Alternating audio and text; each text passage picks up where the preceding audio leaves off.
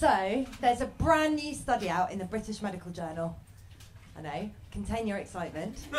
Seriously though, contain your excitement, because according to this study in the BMJ, and the British Medical Journal is the world's definitive authority on evidence-based medical knowledge. Okay, according to the BMJ, popular people are happier.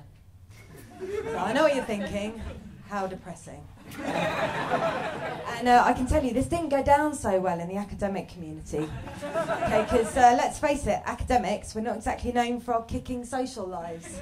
You know, like it was our work's Christmas party on Friday. And the UCL Medical Education festive event consisted of 15 people in woolly jumpers and unfashionable shoes, standing around, drinking warm white wine from those plastic cups that you get from the water cooler, and discussing funding cuts in higher education. Fun.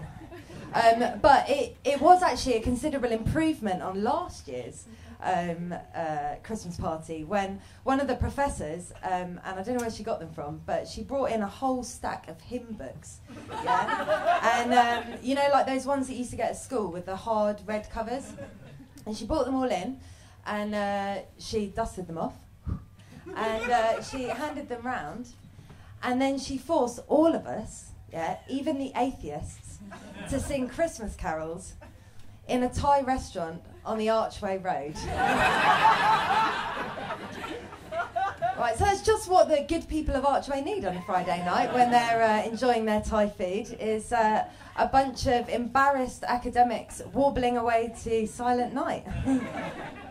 But anyway, so this year I was there with my warm white wine, and I was thinking, this is shit. I'm going to go and liven things up a bit, right? I've got some bourbon biscuits in my desk.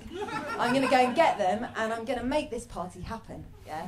So I went and I got them, but then I got back, and everyone had fucked off home to watch Strictly.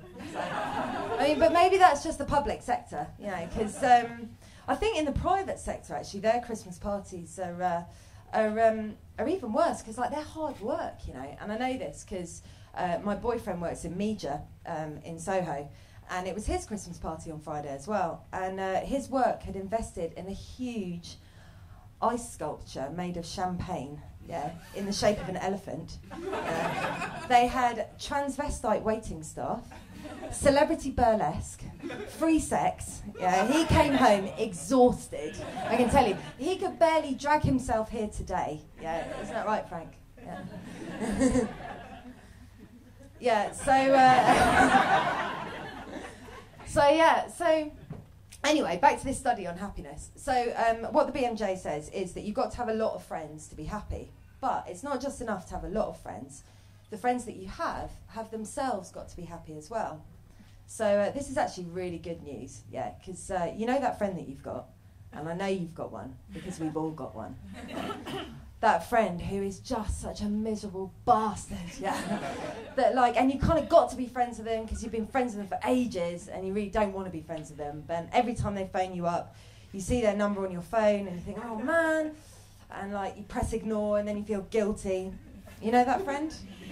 If you're sitting there thinking, oh, I haven't got a friend like that, it's you. Well, anyway, according to the BMJ, yeah, you can just drop that friend, yeah? Doctor's orders, okay? Because that friend is about as useful to you as a promise from a Liberal Democrat. Totally fucking worthless. Yeah, so, you got your friends, you got happy friends, right? You'd think that'd be enough, yeah? But that's not enough, because according to the study, happiness spreads through social networks at up to 3 degrees of separation. Right, so what that means is that not only do your friends have to be happy, but their friends have to be happy, and your friends' friends also have to be happy in order for you to be happy. Right? So imagine you've got 100 friends, and most people know about 100 people.